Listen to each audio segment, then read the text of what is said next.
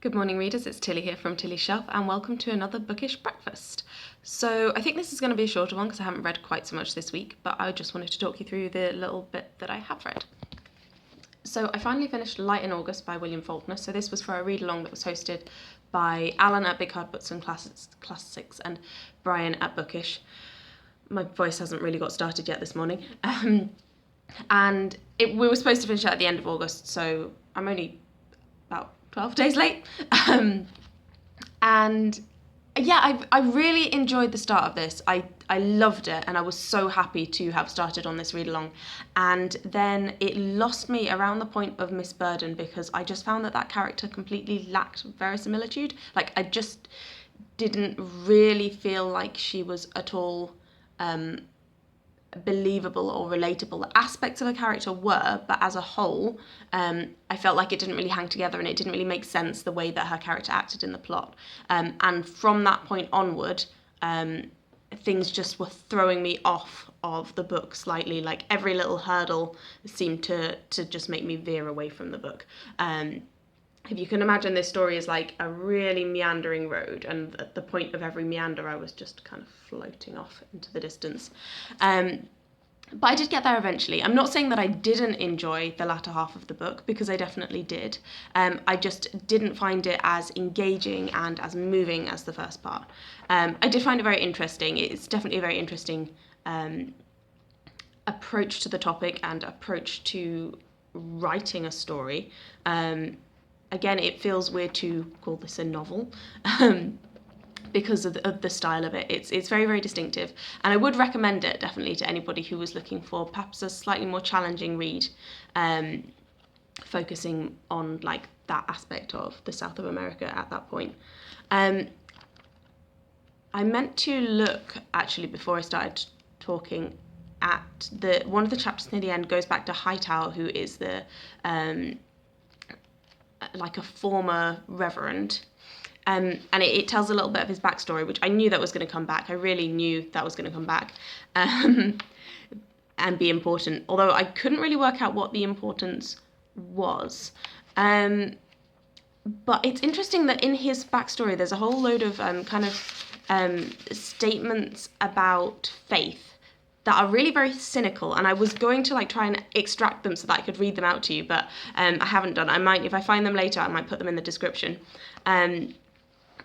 which I did find quite intriguing, to be coming from almost like Hightower's perspective, and it almost kind of reflects maybe how Hightower has begun to feel about faith, or alternatively it reflects Faulkner's own views on faith. The one thing that I did really like at the end was the final return to the character of Lena Grove and the idea of her journey carrying on, and just the characterization of her as somebody who just kind of wants an adventure in her life. So I did enjoy that aspect of her, and she's just a character that I really wanted to hear more from, and to maybe get inside her perspective a little bit more, as opposed to always seeing her from the outside as this very kind of placid, dull character. I would have liked to understand her a bit more.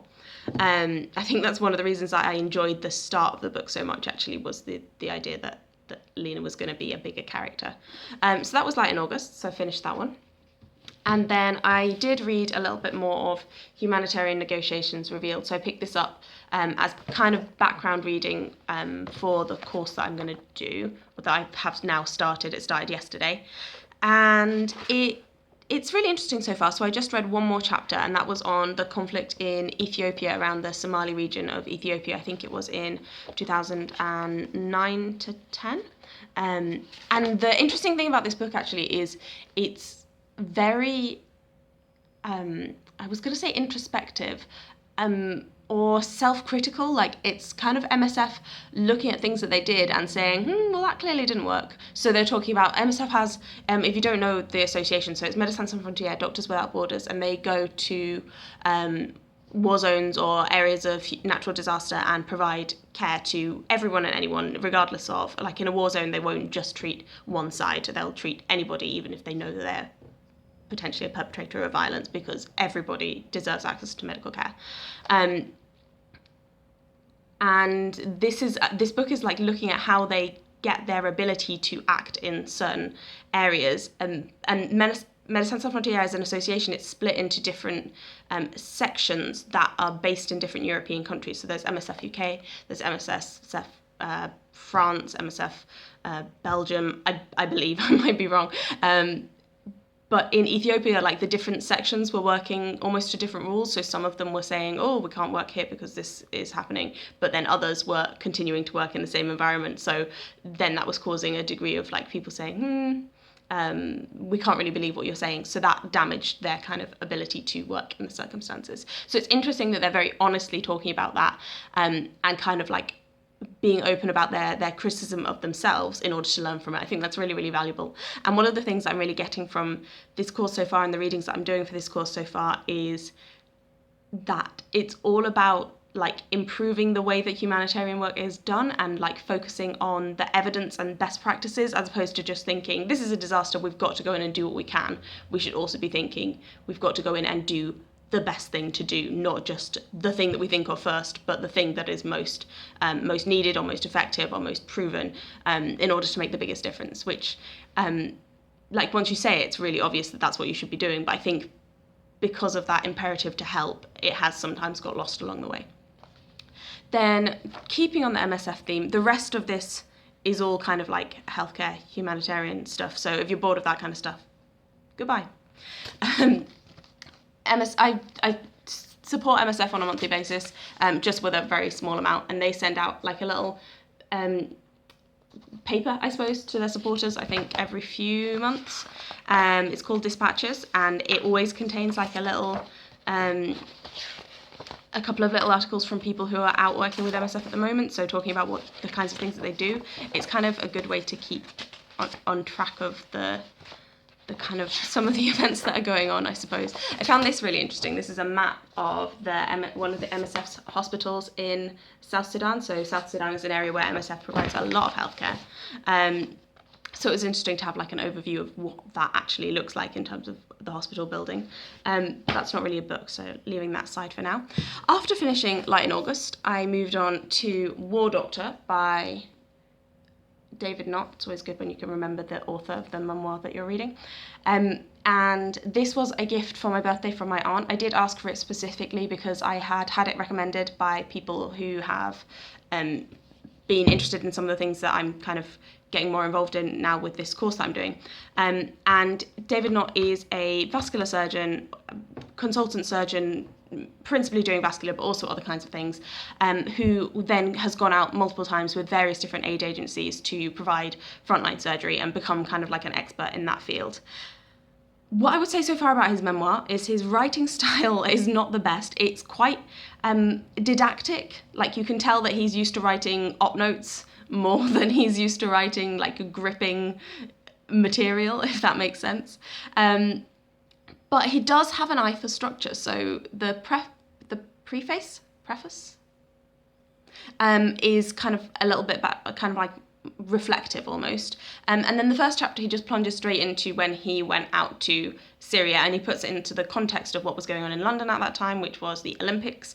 I remember the Olympics. I went to see the serpentine outdoor swimming with my mum. It was great. He puts it into the context of that, and then like how he gets this call, and then he goes out to set up this hospital literally in somebody's large house in Syria. So he goes like by page 11, he's in the middle of this like complex life-saving surgery, which I guess is what most people would be reading the book for. And that is, it's good. It gets you into the drama of the situation straight away, but just the writing is not the most engaging. But I think I'm going to push ahead and see what I get out from it from a kind of like a learning perspective. And then yesterday was my first day of my course. I have got a to-do list now for the things that I need to do for this course. That every point, or like 2/3 of the points, start with the word read. So there's just so much background reading to do that I don't know that I'm ever going to read anything else, because I mean, I read a lot, but I don't know how I possibly am going to read all of the things that I need to read in the space of this like 6-month course. It's not even 6 months, it's less than that. It's until January. But some of them are more like on the memoir side that are more like readable books. So like War Doctor, that I'll be able to like take on the bus and just read for fun, I suppose. So I'm going to see how I get on with that. And they actually gave us a little book. It's kind of like a little flimsy little book. Tropical Medicine Microscopy, which is, so the course is tropical nursing, and this book is like filled with little pictures of different blood samples with different diseases in them that we're going to learn to identify under a microscope. So that is going to be probably quite fun. But also things like I've had a look at some of these pictures already, and it's like the 4 different types of malaria, and you have to be able to tell the difference so that you can obviously like give the right treatment. And it's like looking at them thinking, they don't look very different to me. But I'm sure by the end of the course I'll be like, obviously that's P. falciparum. My first learning point is going to be how to actually pronounce the names of the things. Anyway, so that was probably a little bit more dull than, well, I don't know, probably they're all quite dull. But I just haven't read that much this week, and I hope you've all had a lovely week, and thank you very much for watching. And yeah, I'd imagine that if I keep doing these, they will mostly be focused more on the kind of like humanitarian non-fiction side of things, because I don't know that I'm going to have a huge amount of time to read fiction. Okay, take care. Bye-bye.